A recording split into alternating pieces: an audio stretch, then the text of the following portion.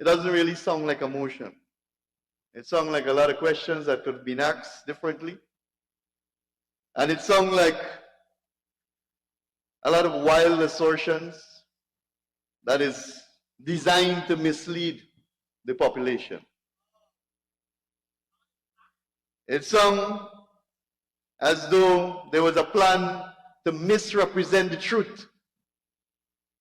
And then he was followed up by the Honorable Member, Ms. Ferguson, reading the editorials on what Mr. Palmer and Mr. Sampson and Mr. Abrams and Mr. Solomon, what they had to say. But to date, we don't know who is a Mr. Solomon or who is a Mr. Palmer and how qualified they are, and how qualified and how technically sound they are to comment on a project like this.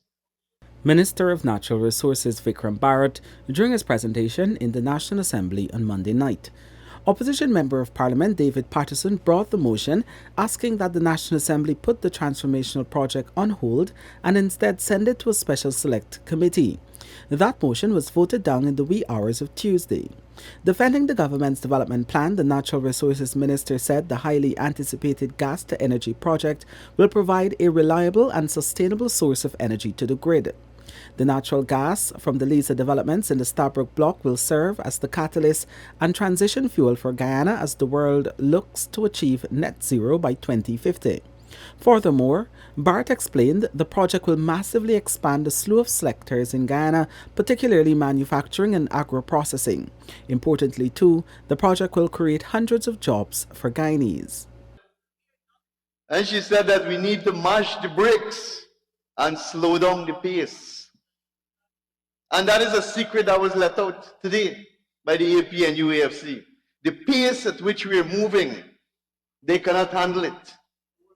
They cannot take the pace at which we are moving, even though we are facing a global pandemic. Even though we had a massive flood last year, the pace at which we are developing and the rate at which people's lives are being improved is unprecedented. The gas-to-energy project, which is expected to come on stream by late 2024, is expected to reduce Guyana's energy sector emissions. The project will also cut electricity costs by more than half. The cost has long been regarded by the private sector as prohibitive to investments. Hence, government expects the gas-to-energy project to revolutionize and significantly improve the ease of doing business in Guyana. Just last week, the government through the Ministry of Natural Resources received bids for the pre-qualification for the gas-to-energy project under the natural gas-fired power plant and natural gas liquids plant. For the newsroom, Kurt Campbell.